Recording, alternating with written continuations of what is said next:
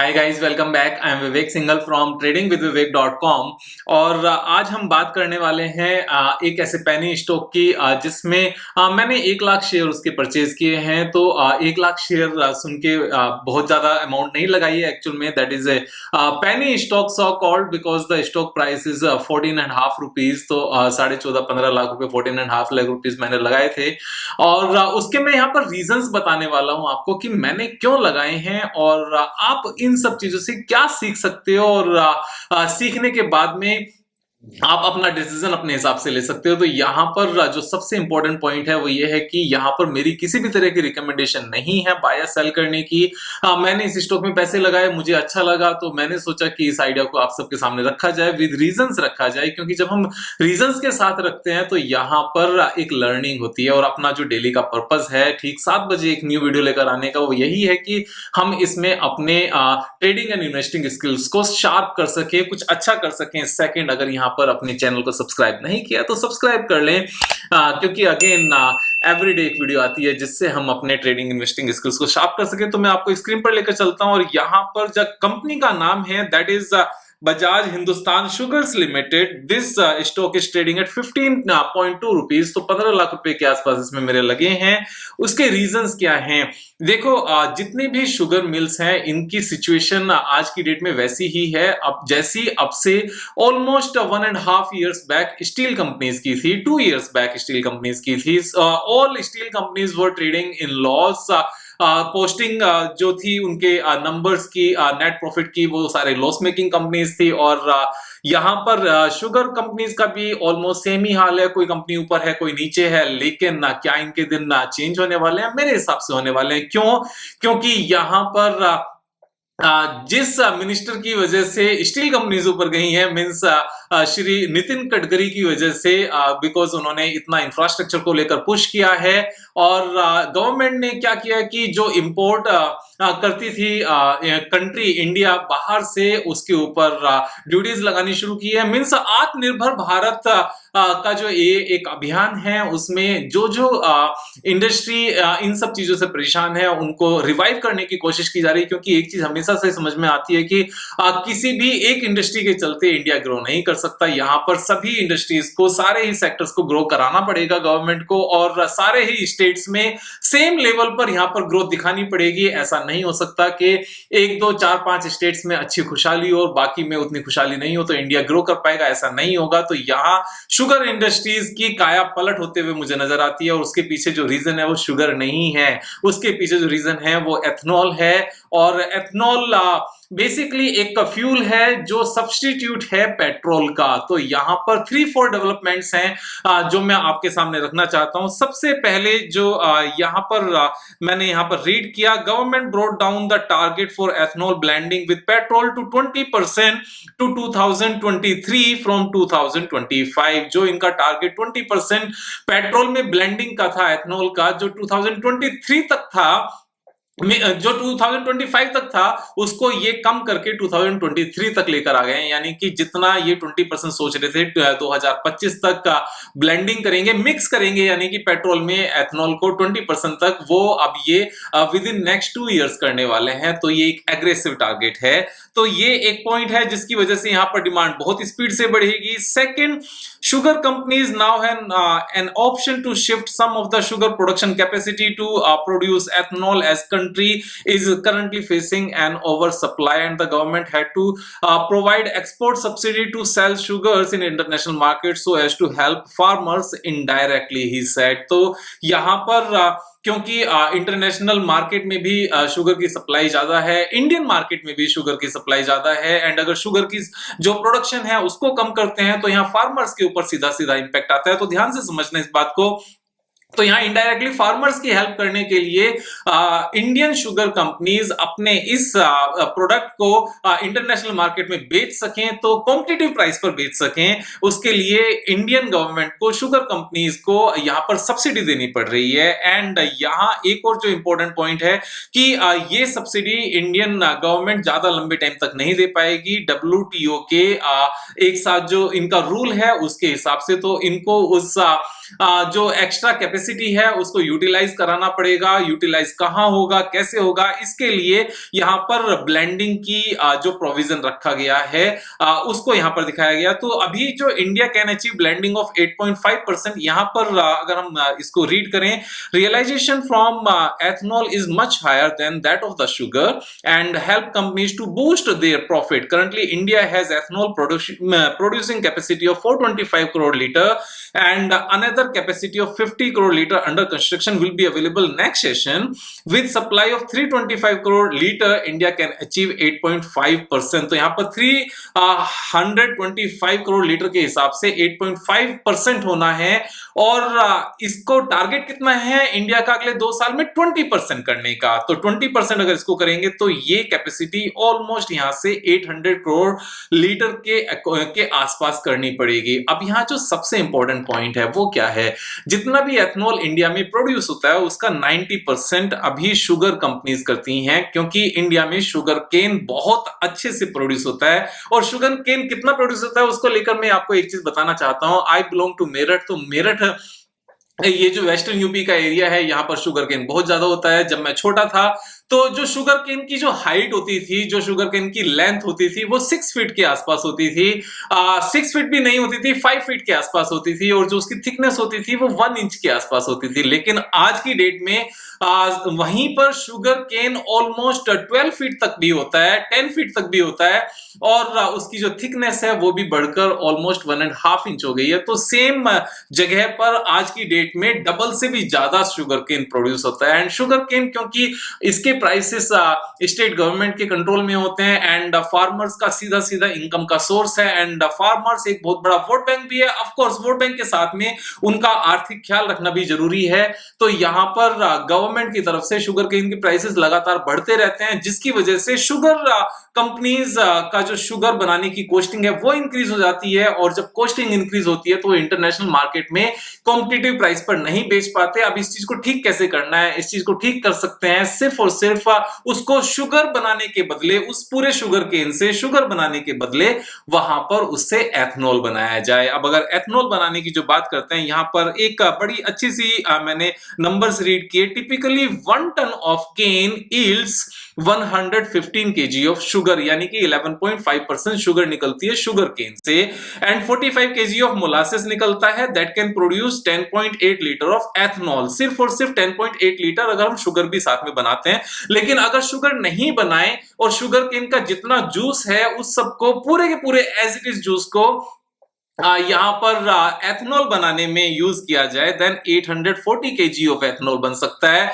Means sugar बनती है सिर्फ 115 kg और एथनॉल बनता है 840 kg, यानी कि 1000 किलोग्राम शुगर केन से 840 किलोग्राम यहां पर एथनॉल बन सकता है। 84% की यहां पर रियलाइजेशन है।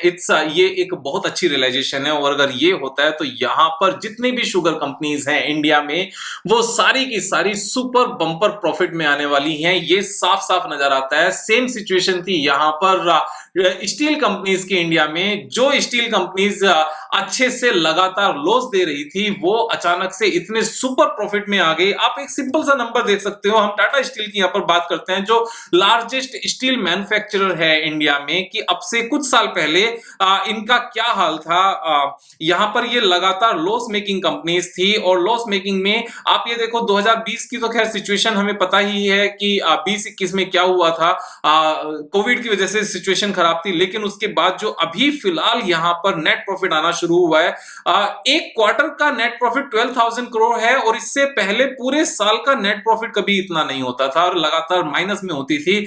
सेम सिचुएशन यहां पर मुझे शुगर कंपनीज की नजर आती है। अब इससे अलग भी बहुत सारे नंबर्स हैं जो हम यहां पर रीड कर सकते हैं। एक इसमें जो एक और बहुत इंपॉर्टेंट नंबर है कि इंडिया में जो एथनॉल का प्रोडक्शन है वो कितना है 480 और मिलियन गैलन्स में यहां पर ये नंबर्स लिखे गए हैं एंड यूनाइटेड स्टेट्स में दिस इज 13,800। तो यहां पर बहुत बड़ा गैप है और इंडिया में शुगर केन की कमी नहीं है, तो यहां पर हम उस नंबर को अचीव कर सकते हैं। This is clean fuel as well.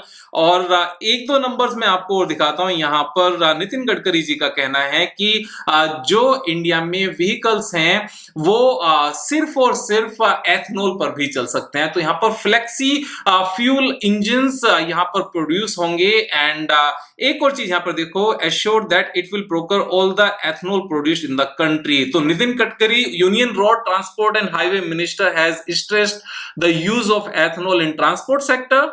The minister said that government is promoting ethanol manufacturing in a big way and assured that it will procure all ethanol produced in the country। तो ऐसा है ही नहीं कि companies यहां पर अपनी ethanol production को बढ़ाएं और उनका एथनॉल ना बिके। तो ये एक ऐसी सिचुएशन है, एग्जिस्टिंग जितनी भी शुगर मिल्स हैं वो यहां पर बहुत अच्छे से बेनिफिशियल होने वाली है। एक और इंपॉर्टेंट पॉइंट, यहां पर जो बेनिफिट एग्जिस्टिंग कंपनीज को मिलेगा, this is not an IT sector जहां पे न्यू कंपनीज इमीडिएटली आकर अपना प्रोडक्शन मींस सर्विसेज स्टार्ट कर सकती है। यहां पर एंट्री बैरियर है। एंट्री बैरियर कैसे है, मैं आपको एक चीज बताना चाहता हूं। एक बड़ा छोटा सा मैं एग्जांपल दूंगा। बजाज हिंदुस्तान की मैं यहां पर बात कर रहा हूं, बजाज हिंदुस्तान शुगर्स लिमिटेड की बात कर रहा हूं। The total market capitalization is 19,025 crore and it has 14 sugar plants. यानी कि पहले जो इन्होंने कभी लैंड परचेज की होगी उसमें कंपनी, ये तो सारा प्लांट है, आप समझ रहे हो, इसमें मशीनरी है वगैरह। 14 प्लांट्स की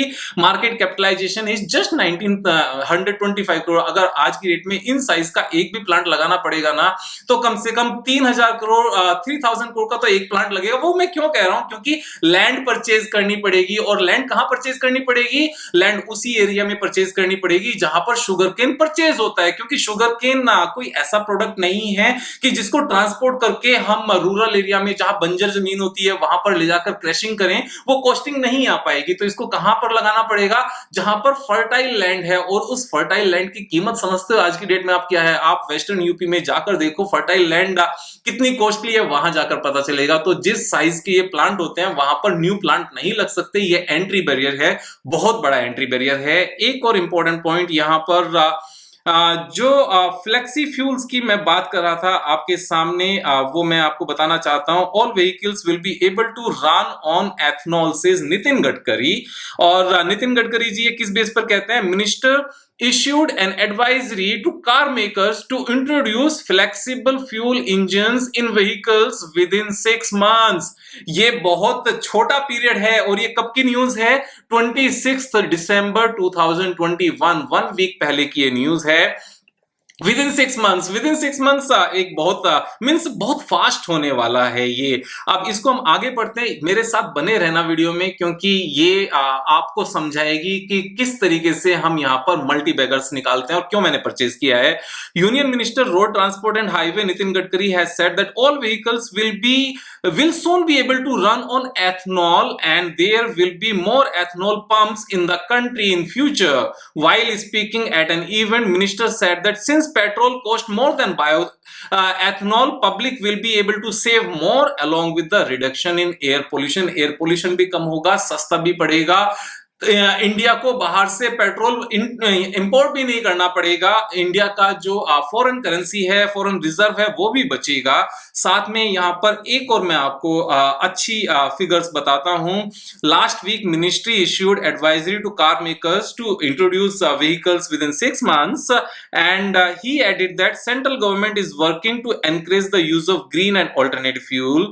ही फर्दर मेंशन्ड, ये ध्यान से समझना आप, he further mentioned that auto companies such as TVS Motors and Bajaj Auto have already started manufacturing flex fuel engines for 2-wheelers and 3-wheelers। यानी कि यहां पर ऑलरेडी इनका प्रोडक्शन स्टार्ट भी हो गया है। यानी कि आप उसमें सेम इंजन में, यहां इंपॉर्टेंट पॉइंट क्या है कि अलग से किट लगाने की जरूरत नहीं है। सेम इंजन में, सेम गाड़ी में आप पेट्रोल भी डाल सकते हो और आप सेम गाड़ी में यहां पर एथनॉल भी डाल सकते हो। 100% एथनॉल की मैं बात कर रहा हूं। और ब्लेंडिंग तो डाल ही सकते हो, जब 100% एथनॉल डल सकता है तो 100% पेट्रोल भी डल सकता है, यहां पर ब्लेंडिंग भी डल सकती है। And one more important point कि इसी के साथ में यहां पर जो बाकी कंपनीज हैं, companies like Hyundai and Toyota and Maruti Suzuki, उन्होंने यहां पर विश्वास दिलाया है कि वो भी यहां पर फ्लेक्सी फ्यूल इंजन्स को लेकर आएंगी। जैसे यहां मैंने रीड किया था, yes exactly, Bajaj TVS Motors have already made 2-wheelers using this technology। Toyota Maruti Suzuki and Hyundai have assured us that they are ready to bring flex engines vehicles। तो ये मीन्स यहाँ से बहुत स्पीड से सब कुछ जाने वाला है। और जब इतनी सारी बात है तो यहाँ पर इंपॉर्टेंट पॉइंट्स क्या क्या हो गए। सबसे पहले ये फॉरेन रिजर्व बचाएगा, सेकंड ये क्लीन एनर्जी है, थर्ड ये कॉस्ट इफेक्टिव है, फोर्थ इसका प्रोडक्शन ऑलरेडी इंजन्स का स्टार्ट हो चुका है टू व्हीलर्स में। जो फोर व्हीलर कंपनीज हैं उन्होंने एश्योर कर दिया कि इसको शुरू कर देंगे। फिफ्थ पॉइंट, उसके बाद नेक्स्ट पॉइंट है कि 20% यहाँ पर ब्लेंडिंग होगी पेट्रोल में एंटायर इंडिया में विद इन नेक्स्ट 2 ईयर्स। उसके लिए प्रोडक्शन कैपेसिटी बहुत ज्यादा बढ़ानी पड़ेगी, ये चीज साफ साफ है।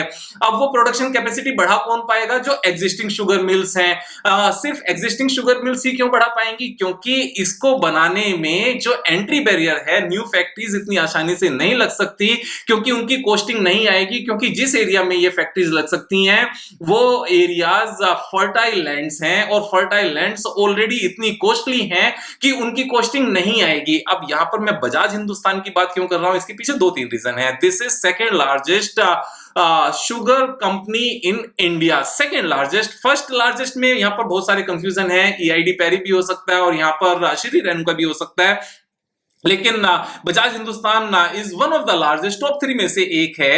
And book value is 18.3। और ये बुक वैल्यू क्या है, आप समझ रहे हैं इस बात को?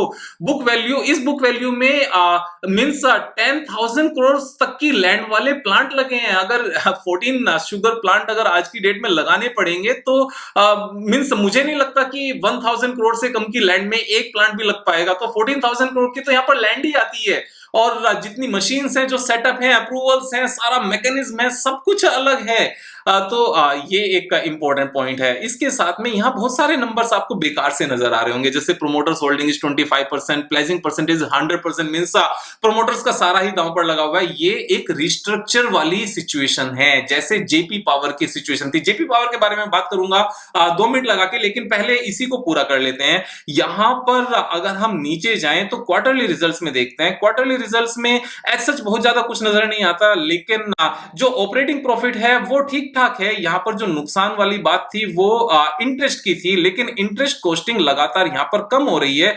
अब अगर हम इसको ईयरली रिजल्ट्स में देखें, so what is happening, yearly results में जो रेवेन्यू है वो लगातार बढ़ी है पिछले 10 सालों में। So this is one positive point. Second positive point is operating profit has never been in less in other than 2 years, that is 2014 and 15। after that it has always posted the positive operating profit, यानी कि जो operational profit है वो profit है, loss नहीं है। यहां पर इंटरेस्ट जो आता था इनका एक साल का 1129 करोड़, वो रिड्यूस होकर सिर्फ 261 करोड़ रह गया। ये कैसे हुआ है?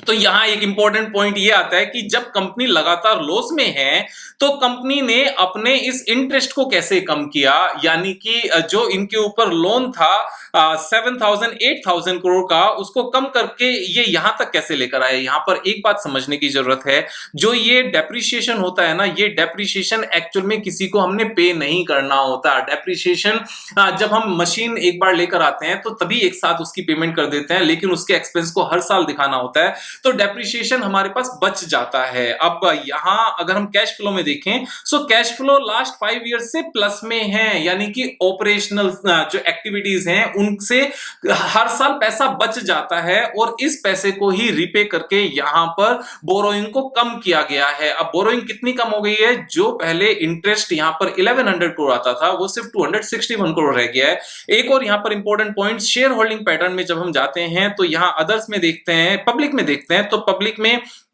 FIIs में, DIIs में अच्छी खासे यहाँ पर नंबर्स हैं। वो क्या नंबर्स हैं? यहाँ बैंक्स हैं। DIIs में देखो, DIIs जनरली वरना क्या होता है, म्यूचुअल फंड्स होते हैं। यहाँ पर इंस्टीट्यूशंस होते हैं, मींस जो इंश्योरेंस कंपनीज होती है, म्यूचुअल फंड्स होते हैं, PMS हाउसेस होते हैं, लेकिन यहाँ तो बैंक्स हैं। ये बैंक्स क्यों हैं? क्योंकि जो लोन लिया हुआ था उसकी रिस्ट्रक्चरिंग हो गई है, उस लोन के बदले इनको शेयर्स मिल गए हैं। अब यहाँ पर अगर हम देखें तो PNB के पास जो शेयर्स थे 7.5% के थे, उसके बाद और बढ़ गया था, लेकिन सडनली यहाँ पर कम हो गए। तो ये 6% कहां गया? इस 6% को अगर प्रोमोटर्स में देखोगे तो जाकर पता चलेगा कुशाग्र बजाज जी ने यहाँ पर 6% हिस्सेदारी परचेज की है सितंबर क्वार्टर में। यहाँ इस बात को कितने ध्यान से समझने की जरूरत है। इसी वीक में, इसी मंथ में, दिसंबर में इतनी सारी नितिन गडकरी जी की यहाँ पर कमिटमेंट्स हैं, यहाँ पर इतनी सारी बातें हैं जो सुपर बुलिश हैं। एंड अभी साथ के साथ ही लास्ट मंथ्स में यहाँ पर कुशाग्र बजाज जो इस ग्रुप में नॉन एग्जीक्यूटिव चेयरमैन है, उन्होंने 6.5% हिस्सेदारी परचेज की है। 6.5% हिस्सेदारी ऐसे टाइम पर सडनली परचेज करना इस बात को बताता है कि this company is in turn around stage and this whole industry is in turn around stage and this being one of the largest sugar company in India and promoters are buying a 6% share holding from the market. ये अपने आप में बहुत bullish situation है, ये छोटी बात नहीं है। और यहाँ पर DIIs भी स्ट्रॉन्ग है। FII यहाँ पर पब्लिक के साथ में एक और चीज देखोगे, पब्लिक में रामलाल कंवरलाल जैन जी ने 2.53% हिस्सेदारी परचेज की है। ये सब आप समझ रहे हो कि कैसे इंफॉर्मेशन मिलती है और किस तरीके से एक होल्डिंग बनाई जाती है। यहाँ पर अगर हम देखें तो Kushagra Bajaj is the non executive chairman of Bajaj Hindusthan sugars limited and they just picked up 645% more shares, जितने उनके पास थे उसका 645% मोर शेयर्स उन्होंने परचेज किए हैं मार्केट से। किस प्राइस पर? 13.28 rupees per. And what is the current price now? This is just 15.10। बहुत ज्यादा वहां से भागा नहीं है। एंड जो बुक वैल्यू है, the book value is 18 and this is a notional book value. Actual में अगर इसकी लैंड की कॉस्ट की बात करोगे ना, एंड जो प्लांट्स इनके बहुत साल पहले लगे थे, अगर आज की डेट में रिप्लेसमेंट कॉस्ट की बात करोगे तो ये बुक वैल्यू 180 भी हो सकती है, 200 भी हो सकती है, 400 भी हो सकती है। इस चीज को ध्यान से समझ के देखना, कभी इनके प्लांट पर जाकर देखना कि किस साइज के प्लांट होते हैं। मवाना शुगर के प्लांट का मुझे पता है कि 3 किलोमीटर लंबा है और 1 किलोमीटर चौड़ा है वो प्लांट, तो इस साइज के वहां पर प्लांट होते हैं। ये शुगर प्लांट बहुत बिग साइज के होते हैं, तो यहां पर इस चीज को बहुत ज्यादा ध्यान से समझने की जरूरत है। तो एक और इंपॉर्टेंट पॉइंट कि इसका चार्ट पैटर्न क्या कहता है, ये सारी चीजें हमने यहां पर समझ ली। Recently this stock had gone up to 24.55। यहां पर अभी सिर्फ इसी पैटर्न पर मत जाना, मैं एक बहुत अलग नंबर भी आपको दिखाने वाला हूं। ये यहां पर अभी इमीडिएट जो पोटेंशियल है वो 61% का, but I have not bought this for just 61%। I have bought it for much more money. वो मच मोर मनी कितनी है, मैं यहां पर इसका वीकली चार्ट ओपन करता हूं। वीकली चार्ट जब मैंने यहां पर ओपन किया, देन इसका जो ऑल टाइम हाई था वो कितना था? This all time high was 475। Right now it is quoting at just 15।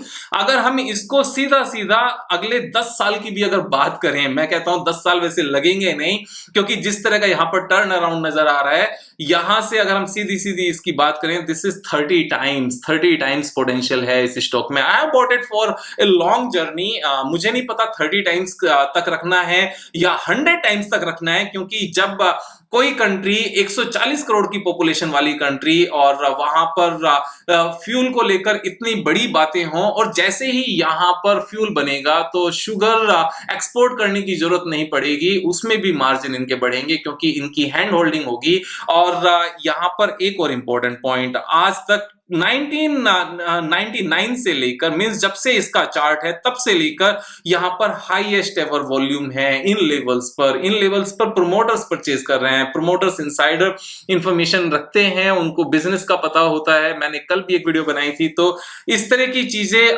बहुत अच्छी होती हैं, इसी सेम तरीके से चलती हैं चीजें। एक और इंपॉर्टेंट पॉइंट मैं यहां पर बताना चाहता हूं कि एग्जैक्टली इसी तरीके से मैंने एक वीडियो बनाई थी जेपी पावर की। 3.25 रुपीज का तब प्राइस था इसका, एंड ये मैंने वीडियो बनाई थी मार्च 31 को। और इस वीडियो के बनाने के बाद में काफी लोगों ने बोला था, विवेक भाई आप पेनी स्टॉक में कब से जाने लगे? मैंने इसका ट्वीट भी किया था कि मैंने 3.10 पर इसके शेयर्स परचेज किए हैं, और वो ट्वीट मैंने लगातार सबको बताया भी था। अगर मैं आपको दिखाना चाहता हूं यहाँ पर कि ट्वीट मैंने कब किया था, आप इसको देखो। ये लगातार मैं पीछे जाता जा रहा हूं कि मैंने कब ट्वीट किया था। ये मैंने ट्वीट किया था, इसकी डेट है मार्च 29, 2021 को, that I have picked a few shares few days back 2.65 पर, और जिस दिन मैंने ट्वीट किया था उस दिन ये प्राइस था और मेरा टारगेट 6 रुपीज था।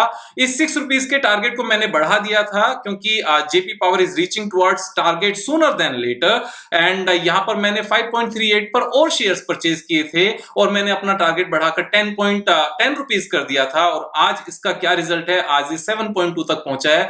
आज 16-17% ये शेयर अप था। अगर मैं यहां पर जेपी पावर का आपको दिखाऊं, जेपी पावर आज कहां ट्रेड कर रहा था, कितने परसेंट ऊपर था, डेली चार्ट पर मैं आपको दिखाना चाहता हूं। Someone else also is using my same, ये वाला यूज कर रहा है कोई, तो यहां पर आज ये कितने परसेंट अप था, 17% अप था। और 17% कब अप है, जब ये लगातार ऊपर जा रहा है और कंसिस्टेंट हाईएस्ट एवर वॉल्यूम के साथ ऊपर जा रहा है। This is the highest ever daily volume today, 17% up.